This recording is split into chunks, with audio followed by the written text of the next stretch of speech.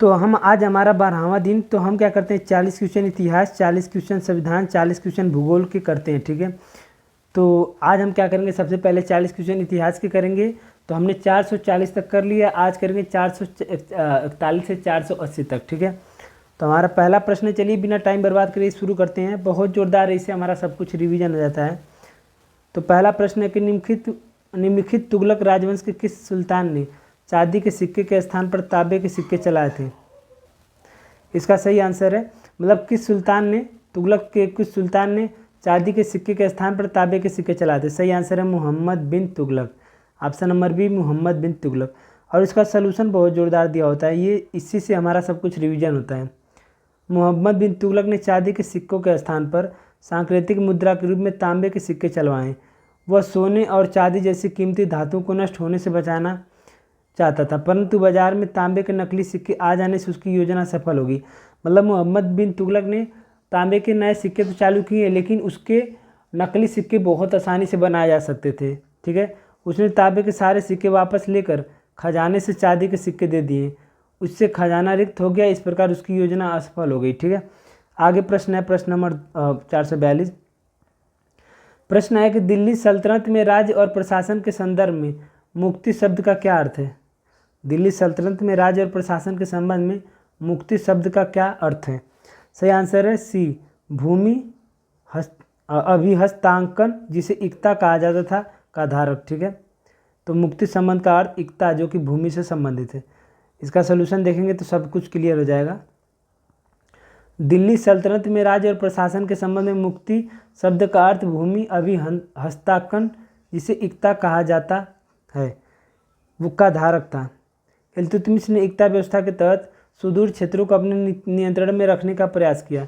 इक्ता एक निश्चित भूखंड या भूक्षेत्र जिसके नियंत्रण एवं निर्देशनकर्ता को मुक्ति कहते हैं।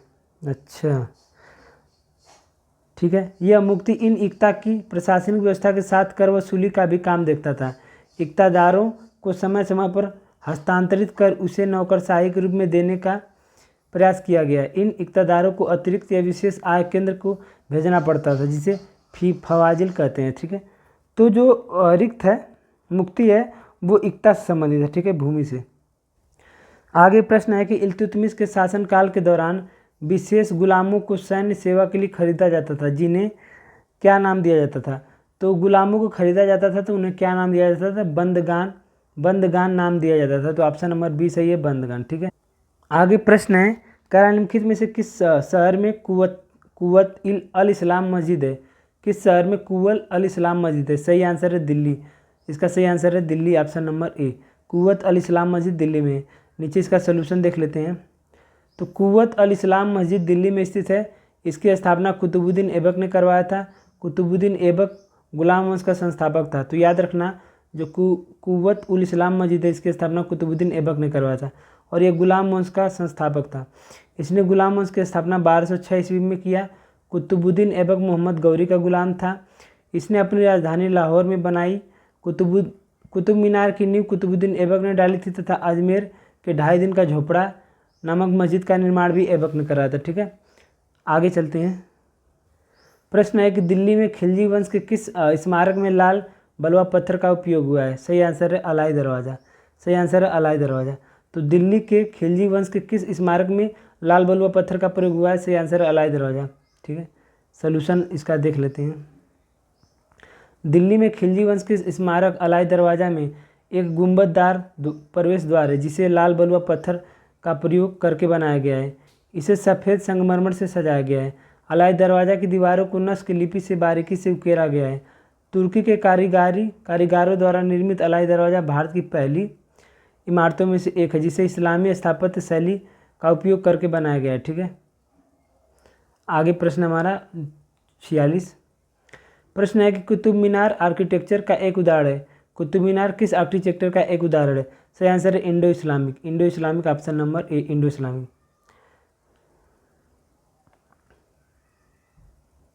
प्रश्न है कि Qutub Minar Indo Islamic architecture का उदाहरण जो एक लाल और सफ़ेद बलुआ पत्थर से बना है, जिसकी ऊंचाई 73 मीटर यानी 239 फीट। यह दक्षिणी दिल्ली शहर के महरौली में स्थित है। यह ईंट से बनी विश्व की सबसे ऊंची मीनार है। इसका निर्माण कुतुबुद्दीन ऐबक ने 1193 में प्रारंभ किया।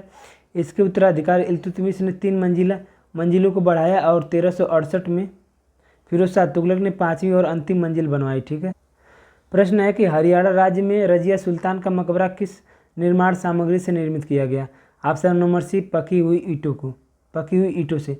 तो हरियाणा में रजिया सुल्तान का जो मकबरा है वो पकी हुई ईंटों से उसका निर्माण कराया गया। ठीक है।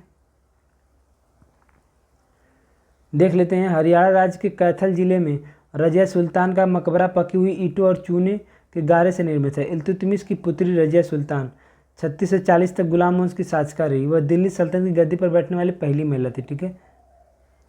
आगे प्रश्न है कि निम्नलिखित में से कौन सा स्मारक खिलजी राजवंश द्वारा बनाया गया था। सही आंसर है सी, अलाई दरवाज़ा। तो गुलाम वंश के शासक को समाप्त कर 13 जून 1290 को जलालुद्दीन फिरोज खिलजी ने खिलजी वंश की स्थापना की। अलाई दरवाज़ा दिल्ली के महरौली कुव्वत उल इस्लाम मस्जिद का दक्षिणी प्रवेश द्वार है, जिसका निर्माण 1311 में सुल्तान अलाउद्दीन खिलजी द्वारा लाल बलुआ पत्थर से करवाया गया था।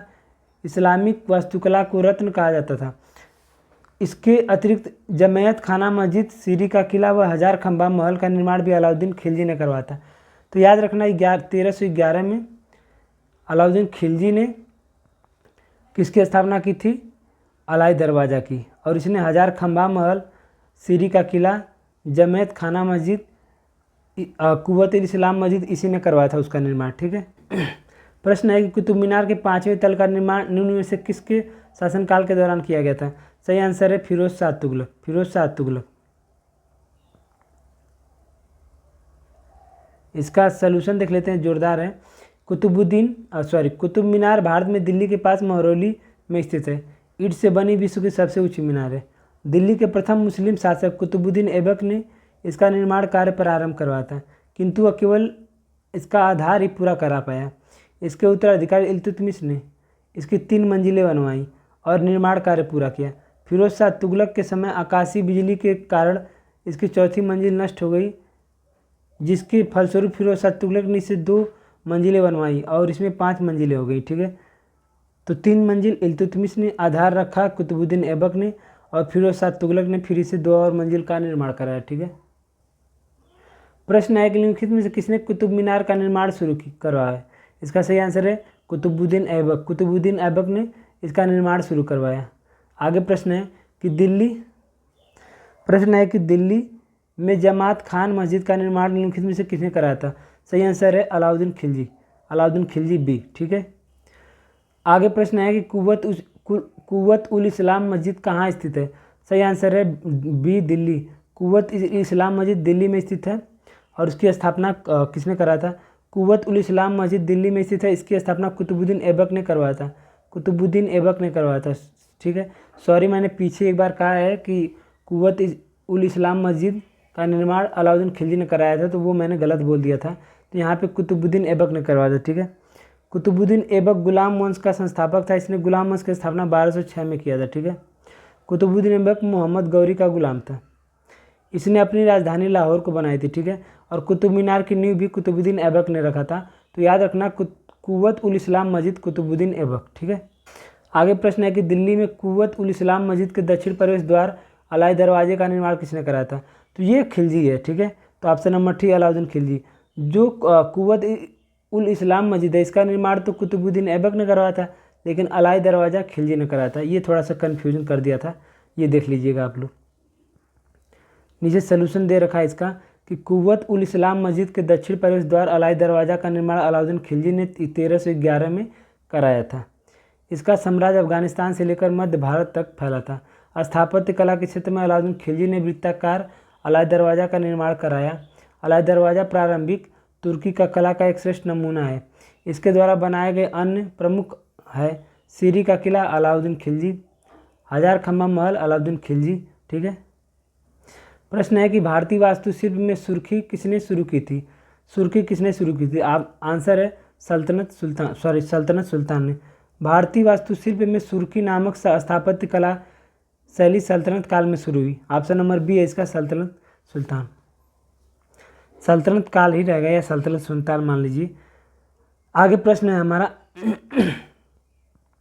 कि किस विश्व विरासत स्थल में इल्तुतमिश की कब्र स्थित है।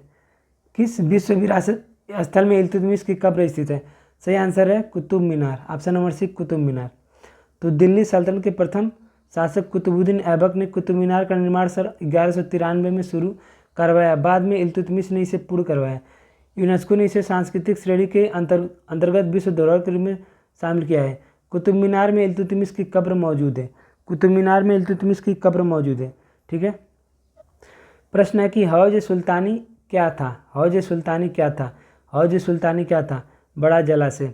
तो हौज सुल्तानी एक जलाशय है जिसे दिल्ली के सुल्तान इल्तुतमिश के शासनकाल के दौरान बनाया गया था। ठीक है। तो हौज सुल्तानी जलाशय है।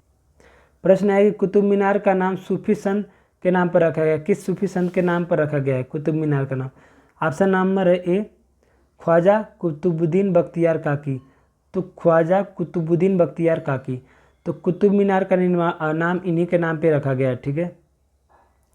प्रश्न है, देख लेते हैं, सोल्यूशन से समझ में आ जाएगा पूरा कि कुतुबुद्दीन बख्तियार काकी शेख मोइनुद्दीन चिश्ती के शिष्य थे। कुतुबुद्दीन ऐबक और इल्तुतमिश के समकालीन थे तथा कुतुबुद्दीन ऐबक और इल्तुतमिश दोनों कुतुबुद्दीन बख्तियार काकी के शिष्य थे। तो कुतुबुद्दीन जो ऐबक था उसने जो कुतुब मीनार बनवाया था वो अपने गुरु कुतुबुद्दीन बख्तियार काकी के याद में बनाया था। कुतुबुद्दीन ऐबक ने कुतुबुद्दीन बख्तियार काकी के स्मृति में दिल्ली के महरौली नगर में कुतुब मीनार का निर्माण कराया था। ठीक है।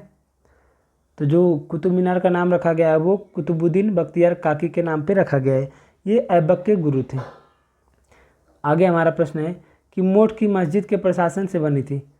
मोट की मस्जिद के शासनकाल में बनी थी। किसके शासनकाल में बनी थी? Option number B Sikandar Lodi. Moth की मस्जिद दिल्ली में स्थित है जिसे 1505 में लोदी वंश के सिकंदर लोदी के शासनकाल में बनाया गया था, उसके वजीर मियाँ भूजा द्वारा बनाया गया था। ठीक है। तो मोट की मस्जिद जो कि दिल्ली में है सिकंदर लोदी द्वारा 1505 में बनाया गया था। ठीक। आगे चलते हैं। तो सल्तनत कालीन साहित्य, ये नया टॉपिक है। प्रश्न है कि दिल्ली सल्तनत काल में तबकात ए नासिर की रचना किसने की थी? तबकात ए नासिर किसकी पुस्तक है? सही आंसर है मिनहाज उस सिराज। मिनहाज उस सिराज इनकी पुस्तक है तबकात ए नासिरी। नीचे कई सारी पुस्तकें दे रखी हैं, देख लेते हैं। तबकात ए नासिरी, मिनहाज उस सिराज, खजाइन उल फुतू अमीर खुसरो, तुगलक नामा अमीर खुसरो, ताजुल मासिर हसन निजामी, तारिक ए फिरोज शाही जियाउद्दीन बर्नी। तारिक ए फिरोज शाही जियाउद्दीन बर्नी। ठीक है। आगे प्रश्न है तारिक ए फिरोज शाही के लेखक अलाउद्दीन अल बर्नी। ठीक, सॉरी, जियाउद्दीन बर्नी ये नहीं है, जियाउद्दीन बर्नी ऑप्शन नंबर डी जियाउद्दीन बर्नी। फिरोज ए शाही, तारिक ए फिरोज शाही, तारिक ए फिरोज शाही जियाउद्दीन बर्नी। ठीक है। आगे प्रश्न है कि जौहर की घटना का उल्लेख फारसी भाषा में सबसे पहले किसने किया था? ऑप्शन नंबर सी अमीर खुसरो। तो जौहर की घटना का उल्लेख फारसी भाषा में सबसे पहले अमीर खुसरो ने किया था। अमीर खुसरो ने जौहर की घटना में रणथंभौर के जौहर का वर्णन किया है। ठीक है। प्रश्न है कि निम्नलिखित में से किसके लेखक जियाउद्दीन बर्नी थे? ठीक है। तो तारिक ए फिरोज शाही, के लेखक जियाउद्दीन बर्नी, के लेखक जियाउद्दीन बर्नी। अब इसका हम सोल्यूशन एक बार देख लेते हैं कि बर्नी जो जियाउद्दीन बर्नी है का जन्म 1285 में एक शिक्षित और धनवान परिवार में हुआ था। उसके पिता सुल्तान बनबल के शासनकाल में एक पदाधिकारी थे। ठीक है। सुल्तान गयासुद्दीन के दरबार में उसे सम्मानित स्थान प्राप्त था। बर्नी मोहम्मद बिन तुगलक के निकट संपर्क में रहा। बर्नी द्वारा रचित तारिक ए फिरोज शाही को ऐतिहासिक रूप से सबसे अधिक महत्वपूर्ण माना गया है। बर्नी ने इसे फारसी में लिखा। इतिहासकार इलियट और डाउसन ने उसका अंग्रेजी में अनुवाद किया। इस ग्रंथ में बलबन से लेकर फिरोज शाह तुगलक के 6 वर्षों तक की घटनाओं का वर्णन है। तो ये याद रखना है, जो बर्नी द्वारा रचित पुस्तक है वो तारिक ए फिरोज शाही है। ठीक है।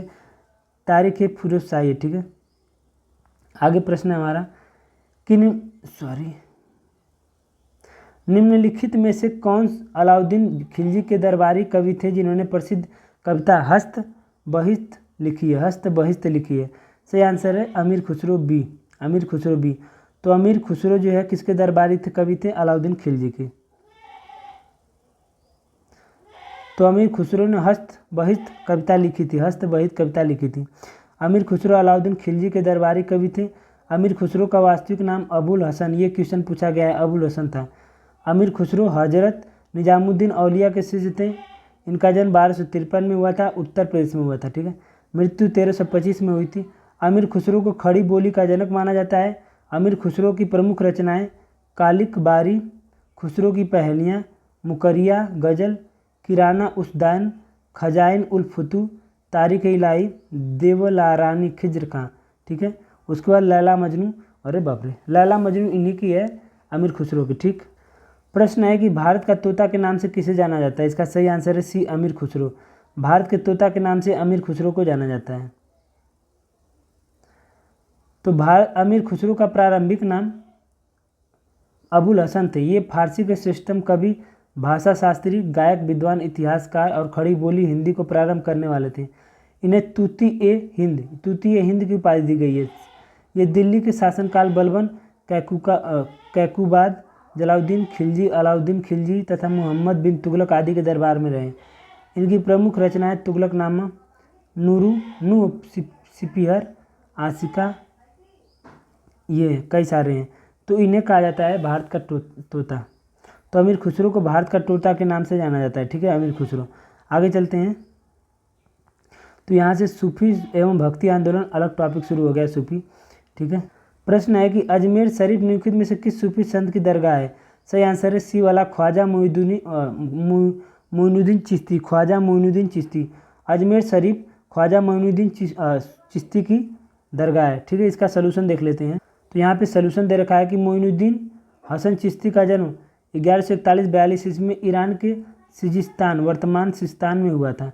ख्वाजा मोइनुद्दीन चिश्ती ने वर्ष 1192 ईस्वी में अजमेर में रहने के साथ ही उस समय उपदेश देना शुरू किया जब मोहम्मद गौरी मोइनुद्दीन मोहम्मद बिन शाम ने तराइन के द्वितीय युद्ध में पृथ्वीराज चौहान को हराकर दिल्ली पर अपना शासन स्थापित कर लिया। अजमेर में स्थित उनकी दरगाह पर मोहम्मद बिन तुगलक, शेरशाह सूरी, अकबर, जहांगीर, शाहजहां, दारा शिकोह, औरंगजेब जैसे शासकों ने जियारत की थी। ठीक है, तो मोइनुद्दीन हसन चिश्ती की दरगाह कहाँ है? अजमेर में। ठीक है, प्रश्न है कि शेख मोइनुद्दीन चिश्ती सिज्जी यानी मोइनुद्दीन चिश्ती दरगाह निम्नलिखित में से किस शहर में स्थित है? तो इसका सही आंसर है अजमेर। सही आंसर है अजमेर। ठीक है, प्रश्न है कि सूफी उस्ताद अपनी सभाओं को अपनी खानकाहों में आयोजित करते थे, जिन्हें क्या कहा जाता था? इससे धर्मशालाएँ। तो जो सूफी लोग थे वो अपनी सभाओं को अपनी खानकाहों में आयोजित करते थे, जिन्हें धर्मशालाएँ कहते हैं। ठीक है, तो आप यहाँ पे सॉल्यूशन देख सकते हैं कि खानकाह सूफी संतों के रहने, ठहरने, धार्मिक प्रवचन का स्थान हुआ करता था। सूफी संत अपनी सभाओं को खानकाहों में आयोजित करते थे। इन खानकाहों को धर्मशालाएँ कहा जाता था। ज्ञातव्य है कि भारत में सूफी सिलसिले के विभिन्न संप्रदाय विकसित हुए, जैसे चिश्ती, सुहरावर्दी, कादिर और नक्शबंदी। ठीक है, आगे हमारा प्रश्न है कि सूफी परंपराओं के संदर्भ में समा शब्द का क्या अर्थ है? समा का अर्थ है पवित्र गीतों का पाठ। समा का अर्थ है पवित्र गीतों का पाठ। समा का अर्थ है पवित्र गीतों का पाठ। ठीक है, प्रश्न है कि शेख ख्वाजा कुतुबुद्दीन बख्तियार काकी की दरगाह कहाँ पर स्थित है? शेख ख्वाजा कुतुबुद्दीन बख्तियार काकी की दरबार कहाँ स्थित है? सही आंसर है Delhi, option number D, Delhi. ठीक है, तो ख्वाजा कुतुबुद्दीन बख्तियार काकी की दरगाह कुतुब साहिब की दरगाह के नाम से प्रसिद्ध है। यह दरगाह मेहरौली, दिल्ली में स्थित है और कुतुबुद्दीन बख्तियार काकी का संबंध चिश्ती सिलसिले से है। और एक चीज़ बता दूं कि जो कुतुबुद्दीन बख्तियार काकी हैं, ये कुतुबुद्दीन ऐबक के गुरु थे और कुतुबुद्दीन ऐबक ने कुतुब मीनार इन्हीं के नाम पर रखा है, उसका नाम इन्हीं के नाम पर रखा है, इन्हीं की याद में बनाया है। ठीक है, प्रश्न है कि मध्यकालीन सूफी परंपरा के संदर्भ में वली शब्द का क्या अर्थ है? वली शब्द का सही आंसर है संत। वली शब्द का संत। मध्यकालीन सूफी परंपरा के संदर्भ में वली शब्द का अर्थ संत होता है। सूफी संत का बुनियाद सिद्धांत प्रेम और सूफी सिलसिला इस्लाम की ही एक परंपरा है। ठीक, आगे प्रश्न है कि अजमेर में उर्स महोत्सव किस सूफी संत की पुण्यतिथि के रूप में मनाया जाता है? उर्स महोत्सव। सही आंसर है ए, ख्वाजा मोइनुद्दीन चिश्ती। ख्वाजा मोइनुद्दीन चिश्ती। ठीक है, आगे प्रश्न है कि सूफी संत के मकबरे को क्या कहा जाता है? सूफी संत के मकबरे को क्या कहा जाता है? इसका सही आंसर है दरगाह। सूफी संत के मकबरे को दरगाह कहा जाता है। आगे प्रश्न है कि निम्नलिखित में से कौन सा सूफी संप्रदाय सर्वाधिक रूढ़िवादी था? सही आंसर है डी, नक्शबंदी। कौन सा सूफी संप्रदाय सर्वाधिक रूढ़िवादी था? सही आंसर है डी, नक्शबंदी। ठीक है, तो नक्शबंदी सिलसिला की स्थापना ख्वाजा बाकी बिल्लाल ने की थी। सूफी संप्रदाय में सबसे कट्टरवादी रूढ़िवादी था।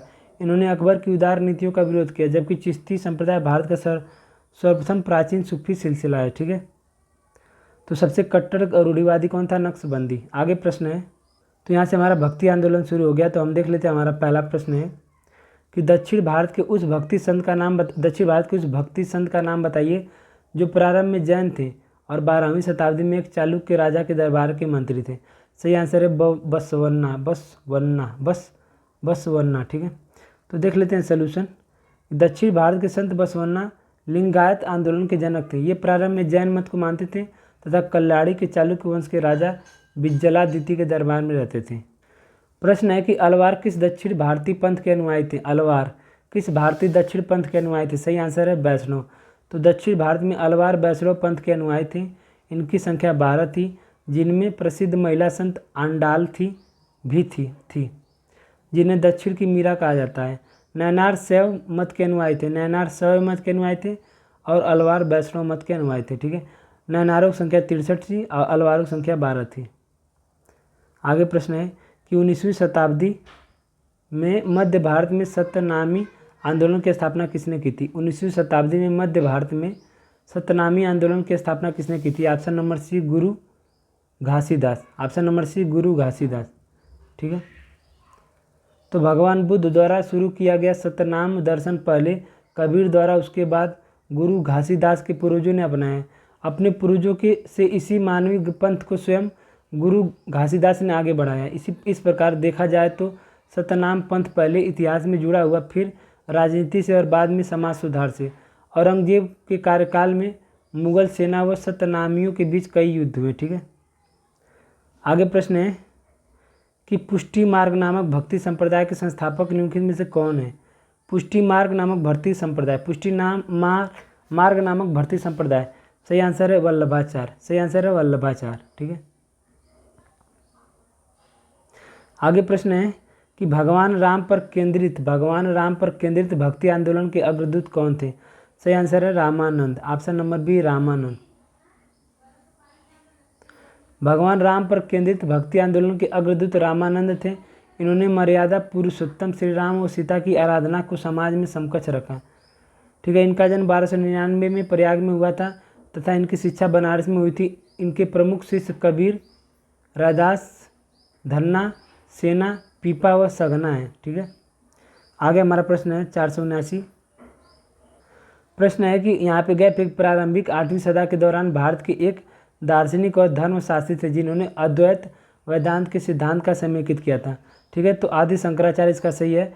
तो आदि शंकराचार्य अद्वैत सिद्धांत को समेकित किया था। ठीक है, तो आगे हम अपने 480 पे, और ये हमारा लास्ट क्वेश्चन आज का। निम्नलिखित में से कौन महाराष्ट्र के एक संत थे?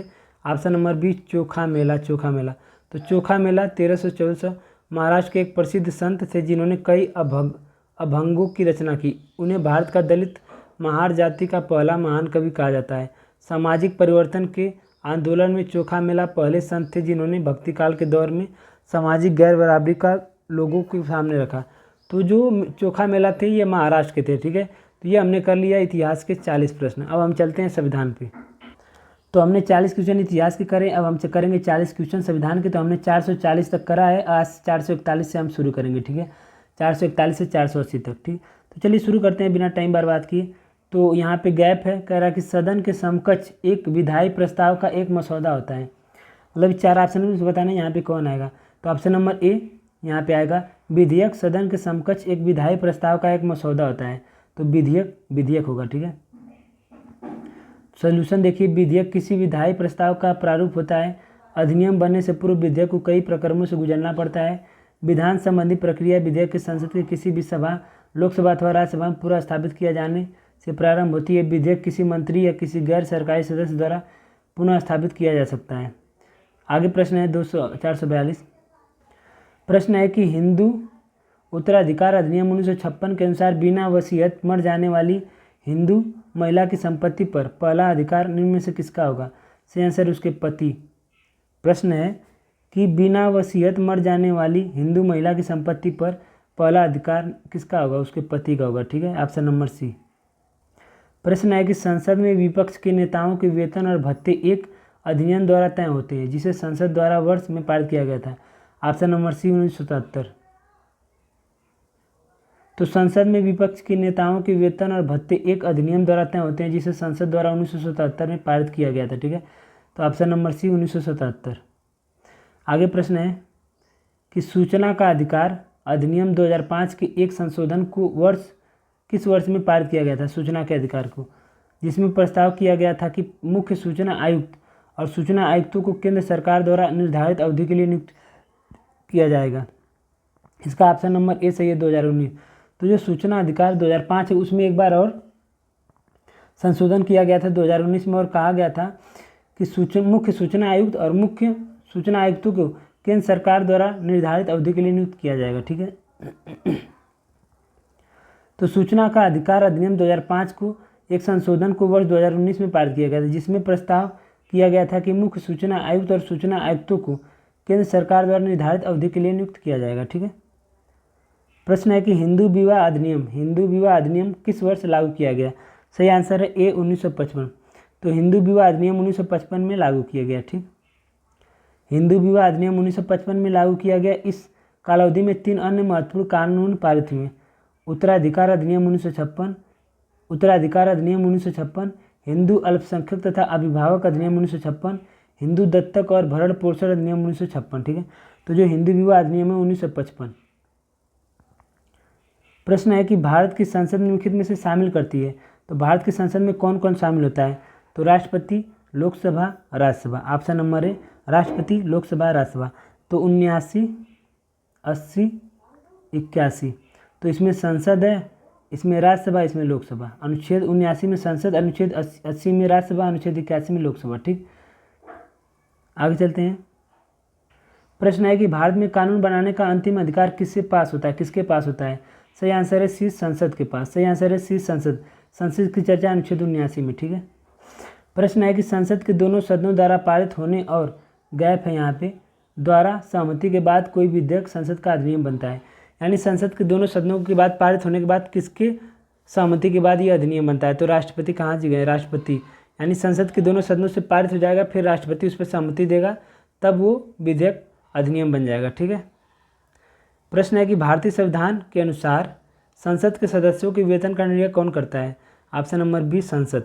ठीक है, तो भारतीय संविधान के अनुसार अनुच्छेद 106 के अनुसार संसद के प्रत्येक सदस्य के वेतन और भत्तों का निर्धारण संसद करेगी। प्रश्न है कि भारतीय संसद के परिप्रेक्ष्य में शून्यकाल किसे कहा जाता है? ऑप्शन नंबर बी प्रश्नकाल के तुरंत बाद का समय शून्यकाल कहा जाता है। तो संसद के दोनों सदनों में प्रश्नकाल के ठीक बाद के समय को शून्यकाल कहा जाता है। यह 12 बजे से प्रारंभ होता है और 1 बजे तक चलता है। शून्यकाल के दौरान सदस्य अविलंबनीय महत्व के मामलों को उठाते हैं तथा उस पर तुरंत कार्रवाई चाहते हैं। आगे हमारा प्रश्न है कि भारत के संविधान के अनुच्छेद 87 के अनुसार संसद के दोनों सदनों की संयुक्त रूप से संबोधित कर सकते हैं। सही आंसर है राष्ट्रपति। अनुच्छेद 87 राष्ट्रपति। यहाँ से हमारा नया टॉपिक राज्यपाल शुरू हो रहा है। ठीक है, तो देख लेते हैं। तो हमारा पहला प्रश्न है कि भारतीय राज्य का राज्यपाल अपने कार्यकाल में प्रवेश करने से पहले के समकक्ष शपथ या प्रतिज्ञा लेता है। ठीक है, तो ऑप्शन नंबर सही है बी। तो राज्य के संबंध में क्षेत्राधिकार का प्रयोग करने वाले उच्च न्यायालय के मुख्य न्यायाधीश के संबंध में। ठीक है, तो जो उच्च न्यायालय का मुख्य न्यायाधीश होता है वो राज्यपाल को शपथ दिलाते हैं। ठीक है, तो हमारा अगला प्रश्न है कि भारतीय संविधान का कौन सा अनुच्छेद राज्यपाल की सभी कार्यपालिका शक्तियों से संबंधित है? ठीक है, इसका सही आंसर है सी अनुच्छेद 154। तो भारतीय संविधान का अनुच्छेद 154 राज्यपाल की सभी कार्यपालिका शक्तियों से संबंधित है। आगे प्रश्न है कि किसी राज्य के राज्यपाल को द्वारा नियुक्त किया जाता है। किसी राज्य के राज्यपाल को किसके द्वारा नियुक्त किया जाता है? सही आंसर है भारत के राष्ट्रपति द्वारा। ठीक है, तो भारतीय संविधान का अनुच्छेद 153 में राज्य के लिए राज्यपाल के पद का प्रावधान करता है। ठीक है, अनुच्छेद 153 राज्य का एक राज्यपाल होगा, ये अनुच्छेद 153 में कहा गया है, और राज्यपाल की नियुक्ति राष्ट्रपति करेंगे। ठीक है, प्रश्न है कि भारतीय संविधान के निम्न में से किस अनुच्छेद के अंतर्गत किसी राज्य के राज्यपाल को राष्ट्रपति द्वारा अपने हस्ताक्षर व मुहर सहित अधिपत्र प्रदान नियुक्त किया जाता है? अनुच्छेद 155। ठीक है, अनुच्छेद 155 के अंतर्गत किसी राज्य के राज्यपाल को राष्ट्रपति द्वारा अपने हस्ताक्षर और मुहर सहित अधिपत्र द्वारा नियुक्त किया जाता है। ठीक, आगे चलते हैं कि भारत में राज्य के राज्यपाल की नियुक्ति कौन करता है? राष्ट्रपति। प्रश्न है कि भारतीय संविधान का कौन सा अनुच्छेद राज्यों के राज्यपाल का प्रावधान करता है? अनुच्छेद 153। प्रश्न है कि अनुच्छेद 213 के तहत घोषित अध्यादेश को किसके द्वारा वापस लिया जा सकता है? ऑप्शन नंबर सी, राज्यपाल। भारतीय संविधान का अनुच्छेद 213 राज्यपाल को अध्यादेश जारी करने की शक्ति प्रदान करता है। अध्यादेश राज्य विधानमंडल के सत्र में न होने पर जारी किया जाता है। अध्यादेश की अवधि विधानमंडल की मंजूरी न मिलने पर 6 सप्ताह की होती है। इस अध्यादेश को राज्यपाल किसी भी समय वापस ले सकता है। तो अनुच्छेद 213 में कहा गया है राज्यपाल अध्यादेश जारी कर सकता है। आगे प्रश्न है कि भारतीय संविधान का कौन सा अनुच्छेद राज्य सरकार को अध्यादेश जारी करने का अधिकार देता है? अनुच्छेद 213। ऑप्शन नंबर सी, अनुच्छेद 213। तो राज्यपाल अध्यादेश जारी कर सकता है। आगे चलते हैं। प्रश्न है कि किसी राज्य के राज्यपाल के रूप में नियुक्ति के लिए भारत के संविधान द्वारा निर्धारित न्यूनतम आयु कितनी है? सही आंसर है 35 साल। सही आंसर है 35 साल। ठीक है, तो भारतीय संविधान के अनुच्छेद 57 के अनुसार कोई व्यक्ति राज्यपाल नियुक्त होने का पात्र तभी होगा जब वह भारत का नागरिक हो, 35 वर्ष की आयु पूरी कर चुका हो। राज्यपाल की नियुक्ति राष्ट्रपति द्वारा 5 वर्ष की अवधि के लिए की जाती है। ठीक, 463 राज्यपाल के रूप में नियुक्ति के लिए न्यूनतम आयु कितनी है? 35 साल। अनुच्छेद 157। प्रश्न है कि निम्नलिखित कथनों में से कौन सा सही है? निम्नलिखित कथनों में से कौन सा सही है? तो राज्यपाल की नियुक्ति राष्ट्रपति करते हैं। ऑप्शन नंबर डी सही है, बाकी गलत है। प्रश्न है कि भारत के संविधान का कौन सा अनुच्छेद प्रत्येक राज्य के लिए एक राज्यपाल का प्रावधान करता है? ऑप्शन नंबर डी अनुच्छेद 153। अनुच्छेद 153 में कहा गया है कि हर राज्य के लिए एक राज्यपाल होगा, और जरूरी नहीं है कि हर राज्य का होना ही चाहिए, 2 राज्य के भी एक राज्यपाल हो सकते हैं। भारत के संविधान के कौन से अनुच्छेद में यह प्रावधान किया गया है कि प्रत्येक भारतीय राज्य में एक राज्यपाल होगा? ऑप्शन नंबर ए, अनुच्छेद 153।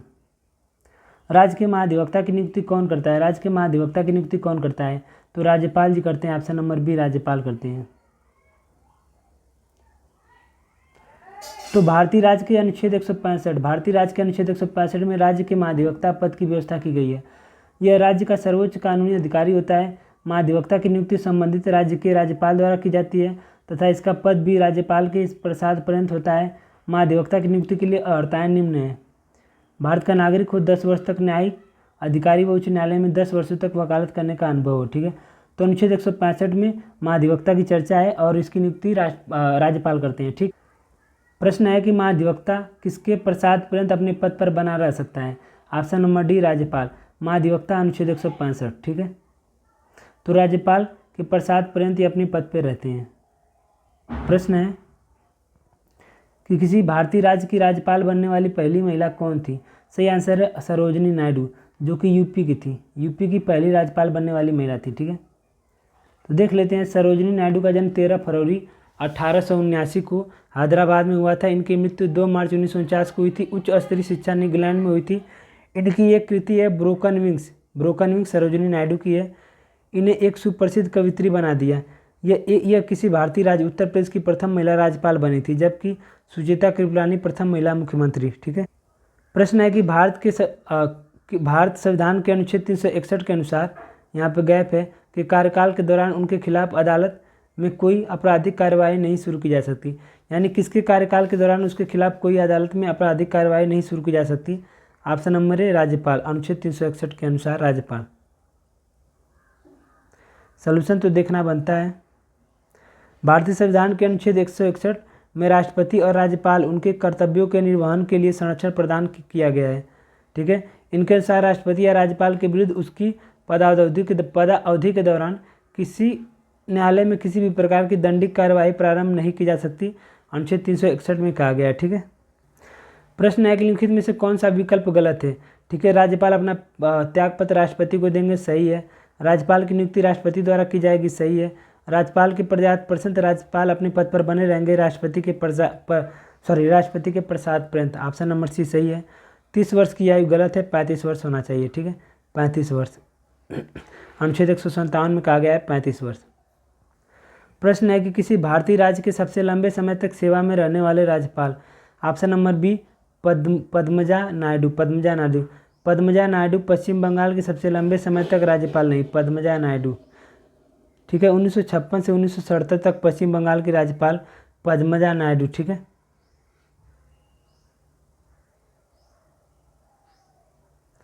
प्रश्न है कि भारत में किसी राज्य की सरकार का प्रमुख कौन सा होता है। भारत में किसी राज्य की सरकार का प्रमुख कौन होता है, सही आंसर है राज्यपाल, ठीक है, ऑप्शन नंबर ए राज्यपाल। मध्य प्रदेश के पहले राज्यपाल कौन थे, option number D doctor Sitaramayya. Madhya Pradesh के पहले राज्यपाल डॉक्टर सीतारमैया। तो यहाँ से हमारा अगला टॉपिक विधान परिषद शुरू हो गया। तो भारत में विधान परिषद के अधिवेशन के दौरान यदि गण पूर्ति नहीं है तो सदन या अधिवेशन को स्थगित करने का कर्तव्य किसका होगा, तो सही है अब अध्यक्ष या सभापति, ऑप्शन नंबर सी अध्यक्ष या सभापति। गण पूर्ति का मतलब जितने भी सदस्य है उसका 1/10 होना चाहिए बैठक के लिए, ठीक है। प्रश्न है कि भारत में विधानसभा या विधान परिषद के अधिवेशन के दौरान यदि गण पूर्ति नहीं है तो सदन या अधिवेशन को स्थगित करना अध्यक्ष सेनापति का कर्तव्य होगा। भारतीय संविधान के अनुच्छेद 178 में विधानसभा के अध्यक्ष एवं उपाध्यक्ष का उल्लेख है। प्रश्न है कि किस राज्य की विधानसभाओं ने 2021 में विधान परिषद बनाने का प्रस्ताव पारित किया। किस राज्य की विधानसभा ने 2021 में विधान परिषद बनाने का प्रस्ताव पारित किया, ऑप्शन नंबर ए पश्चिम बंगाल, ठीक है, 2021 में। प्रश्न है कि निम्नलिखित में से किस राज्य के राज्य विधानमंडल में 2 सदन है। किस राज्य के राज्य विधानमंडल में 2 सदन है, तो महाराष्ट्र में है।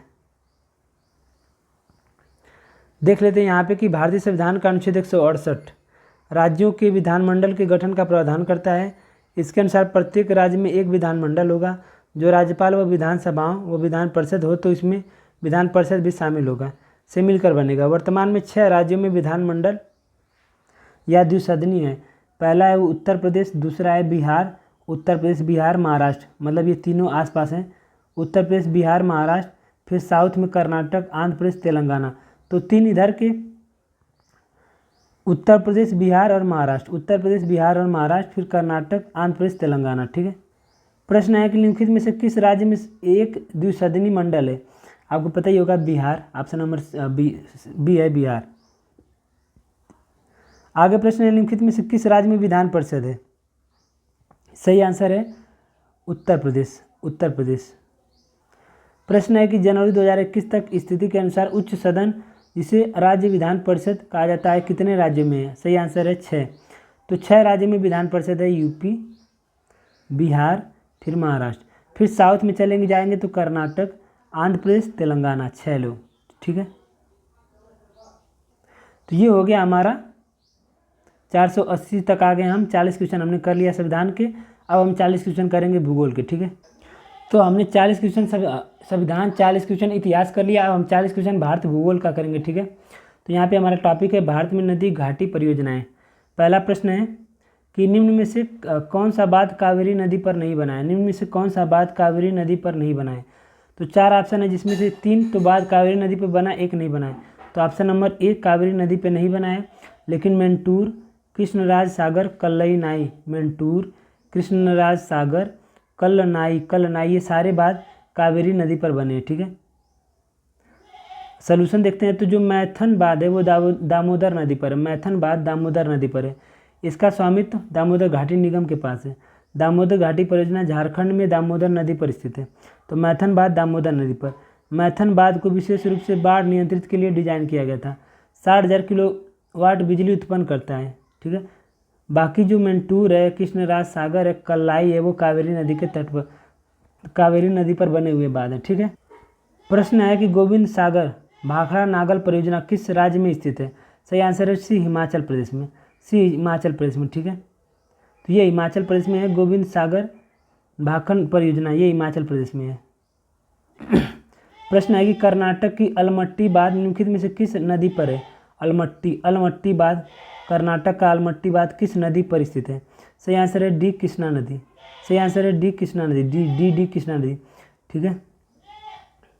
तो अलमट्टी बांध उत्तरी कर्नाटक कृष्णा नदी पर एक जल विद्युत परियोजना है। इसे लाल बहादुर शास्त्री बांध के नाम से जाना जाता है। लाल बहादुर शास्त्री बांध, याद रखना, लाल बहादुर शास्त्री नाम से जाना जाता है अलमट्टी बांध को, जो कि कृष्णा नदी पे है। कहाँ है? कर्नाटक में। यह भारत के 3 राज्यों कर्नाटक, आंध्र प्रदेश, महाराष्ट्र के बीच कृष्णा नदी के जल बंटवारे के बीच विवाद का विषय था। ठीक है। प्रश्न है कि सरदार सरोवर परियोजना में शामिल राज्यों के समूह का पहचान करें। सरदार सरोवर परियोजना जो हो किन राज्यों से हो, किन किन राज्यों में है? ऑप्शन नंबर सी महाराष्ट्र, मध्य प्रदेश, गुजरात, राजस्थान। तो सरदार सरोवर परियोजना गुजरात में नर्मदा नदी पर बना है। यह महाराष्ट्र, मध्य प्रदेश, गुजरात और राजस्थान सरदार सरोवर परियोजना में शामिल होने वाले राज्य हैं। इस बात से इन चारों राज्यों में पानी और बिजली की आपूर्ति होती है। ठीक। आगे प्रश्न है कि चंबल परियोजना संयुक्त उद्यम में कौन कौन से राज्य शामिल हैं? चंबल परियोजना में कौन कौन से राज्य शामिल हैं? सही आंसर है डी, राजस्थान और मध्य प्रदेश। राजस्थान और मध्य प्रदेश। ठीक है। सोल्यूशन देखते हैं। चंबल परियोजना भारत की नदी घाटी परियोजनाओं में से एक है। यह राजस्थान और मध्य प्रदेश की संयुक्त परियोजना है। यह दोनों राज्यों की 50-50% हिस्सेदारी है। ठीक है। प्रश्न है कि निम्नलिखित में से कौन सा बांध मध्य प्रदेश में स्थित है? कौन सा बांध मध्य प्रदेश में स्थित है? सही आंसर है तवा। तो तवा बांध मध्य प्रदेश में स्थित है। बाकी ऑप्शन जो है हमारे, कोयना बांध महाराष्ट्र में, तवा मध्य प्रदेश, ईसापुर महाराष्ट्र, उज्जैनी महाराष्ट्र। ठीक है। तो कोयना नदी पर, तवा नदी पर, ईसापुर पेनगंगा नदी पर, उज्जैनी भीमा नदी पर। प्रश्न है कि Tilaiya ultra mega power project निम्नलिखित में से किस राज्य में स्थित है? Tilaiya ultra mega power project किस राज्य में स्थित है? Option number A Jharkhand. Option number A Jharkhand. तो 4000 मेगावाट की क्षमता के साथ Tilaiya mega ultra power project Tilaiya mega ultra power Jharkhand राज्य में स्थित है। ठीक है। प्रश्न है कि पाकिस्तान निम्नलिखित में से किस नदी पर डायमर भाषा बांध का निर्माण कर रहा है? डायमर भाषा बांध का निर्माण कर रहा है। ऑप्शन नंबर ए सिंधु नदी पर। ठीक है।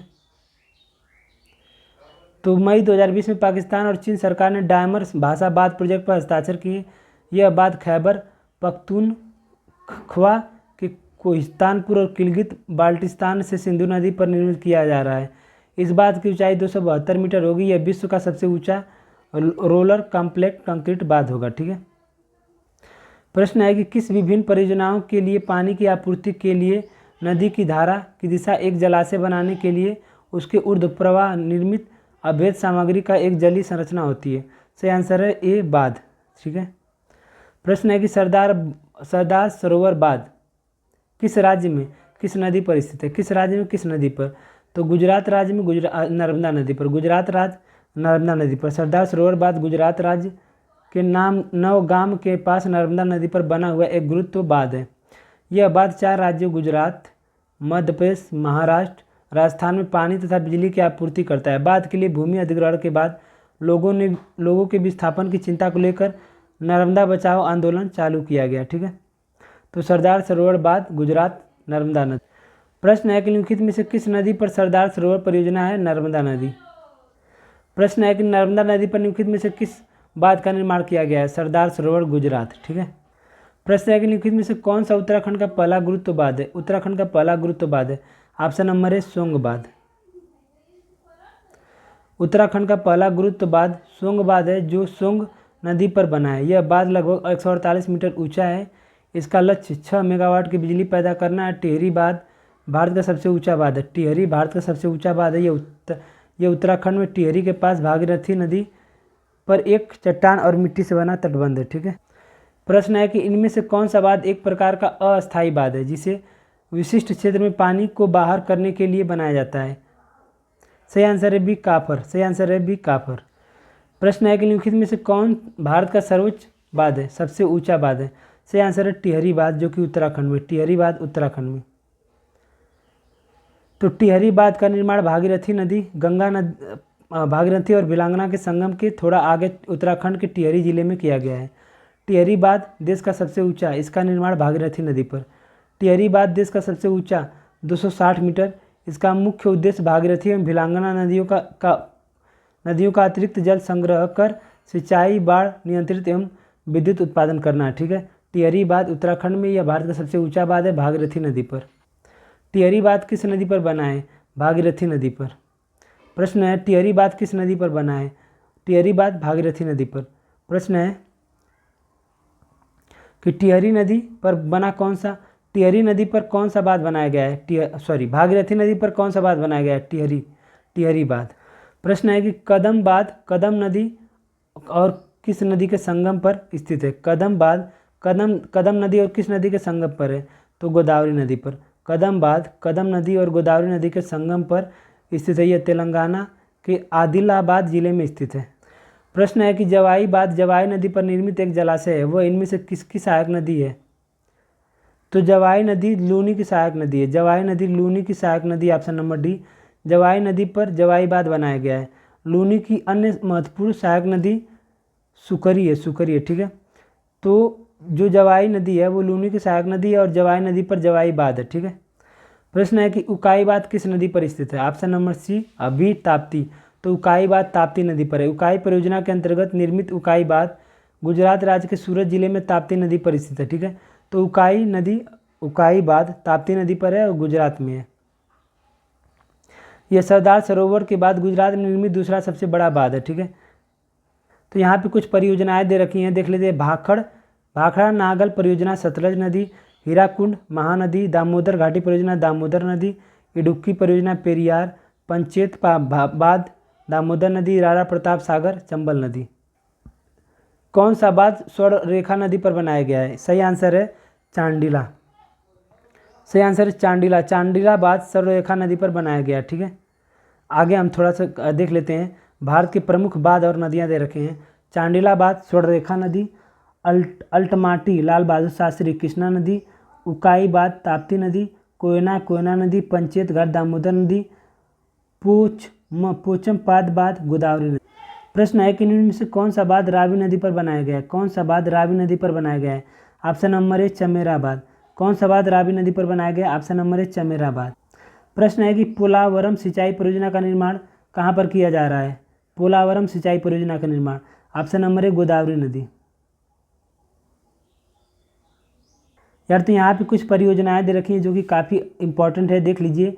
रिहंद परियोजना रिहंद नदी उत्तर प्रदेश, माता टीला परियोजना बेतवा नदी उत्तर और मध्य प्रदेश, टिहरी परियोजना ये आप लोग लिख लीजिएगा अगर आप लोगों ने यहाँ तक वीडियो देख लिया है।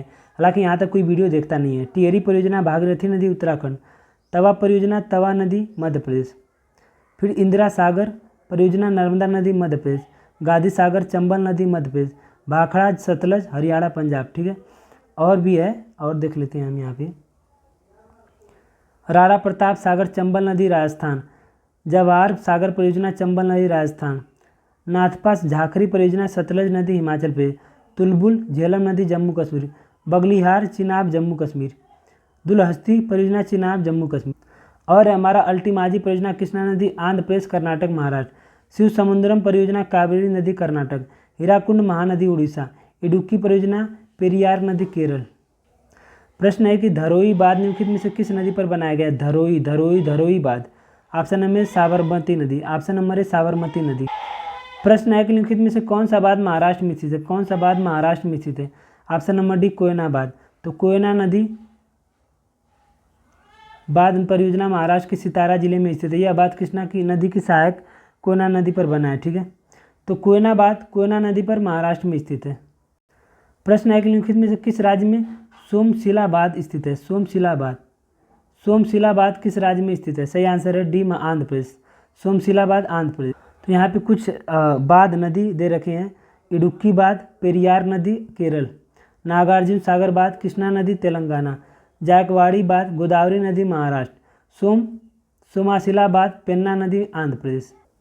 प्रश्न है कि बलिहार बांध किस नदी पर बनाया गया है। सही आंसर है ए चिनाब जम्मू कश्मीर में। जम्मू कश्मीर में बलिहार बांध जम्मू कश्मीर में चिनाब नदी पर, ठीक है। प्रश्न है कि बांध तमिलनाडु में कावेरी नदी पर स्थित है। कौन सा बांध तमिलनाडु में कावेरी नदी पर स्थित है, सही आंसर है मेट्टूर। तो मेट्टूर बांध तमिलनाडु में कावेरी नदी पर स्थित है। मेट्टूर बांध तमिलनाडु में कावेरी नदी पर स्थित है। प्रश्न है कि नागार्जुन सागर परियोजना निम्न नदियों में से किस नदी पर निर्मित है। सही आंसर है डी कृष्णा नदी। तो नागार्जुन सागर कृष्णा नदी, नागार्जुन अर्जुन और कृष्ण, नागार्जुन यानी अर्जुन और कृष्ण, ठीक है। आगे नीचे हमारा कई सारी परियोजनाएं हैं, देख लेते हैं। नागार्जुन सागर अलमाटी बांध परियोजना श्रीशैलम कृष्णा नदी। श्रीशैलम नागार्जुन कृष्णा नदी, उरी परियोजना तुलुल परियोजना झेलम नदी, सरदार सरोवर नर्मदा नदी, नाथपा झाकरी कोल परियोजना सतलुज नदी। कौन सा बांध कृष्णा नदी पर बनाया गया है? सही आंसर है बी नागार्जुन सागर। प्रश्न है कि नाथपा झाकरी जल, ये सतलज है, ऐसी बता रहा हूँ, सतलुज है। नाथपा झाकरी जल विद्युत परियोजना निम्नलिखित में से किस नदी पर? सतलुज नदी पर, ठीक है। तो सतलज नदी पर नाथपा झाकरी जल परियोजना और भाखड़ा नागल बांध भी सतलज नदी पर बनाया गया है, ठीक। प्रश्न है कि झारखंड में बराकर नदी पर बनाया गया बांध, झारखंड में बराकर नदी पर कौन सा बांध बनाया गया है? सही आंसर है तलैया बांध, सही आंसर है तलैया बांध। प्रश्न है कि महात्मा गांधी जल विद्युत परियोजना किस जलप्रपात पर स्थित है? महात्मा गांधी जल विद्युत परियोजना किस जलप्रपात पर स्थित है? सही आंसर है सी जोंग जलप्रपात, जोंग जलप्रपात। महात्मा गांधी जल विद्युत परियोजना जोंग जलप्रपात शरावती नदी पर स्थित है। यह कर्नाटक राज्य का प्रमुख जल विद्युत केंद्र है। इसकी उत्पादित क्षमता 120 मेगावाट है। भारत की प्रथम जल विद्युत परियोजना 1902 में शिवसमुद्रम कर्नाटक में प्रारंभ किया गया था। प्रश्न है कि भवानी सागर बांध या लोअर भवानी बांध किस राज्य में स्थित है? सही आंसर है सी तमिलनाडु। भवानी सागर बांध या लोअर भवानी बांध किस राज्य में है? तमिलनाडु। प्रश्न है कि भाखड़ा नागल परियोजना कौन सी नदी पर है? भाखड़ा नागल परियोजना कौन सी नदी है? सही आंसर है सतलुज नदी। तो हिमाचल प्रदेश के बिलासपुर जिले में सतलज नदी पर भाखड़ा तथा पंजाब के नांगल में सतलज नदी पर ही नांगल बांध निर्माण किया गया है। दोनों बांधों का संयुक्त रूप से भाखड़ा नागल बांध कहा जाता है, ठीक है। तो भाखड़ा नागल बांध कहाँ है? सतलुज नदी, हिमाचल प्रदेश। प्रश्न है कि निम्नलिखित में से कौन सा फरक्का बैराज के निर्माण का उद्देश्य नहीं है? निम्नलिखित में कौन सा फरक्का बैराज के निर्माण का उद्देश्य नहीं है? ऑप्शन नंबर ए सही है, बांग्लादेश को बहकर जाने वाली पानी को रोकना। तो ये हमारा लास्ट प्रश्न है कि निम्नलिखित में से कौन सा बैराज बांध भारत और बांग्लादेश की सीमा से सबसे नज़दीक है? कौन सा बांध भारत बांग्लादेश सीमा के सबसे नज़दीक है? सही आंसर है डी फरक्का। फरक्का बांध भारत और बांग्लादेश सीमा के सबसे नज़दीक है। तो ये हमने कर लिया अपना 120 प्रश्न, 40 इतिहास, 40 सिद्धांत, 40 भूगोल। तो कैसा रहा कमेंट करके ज़रूर बताइएगा।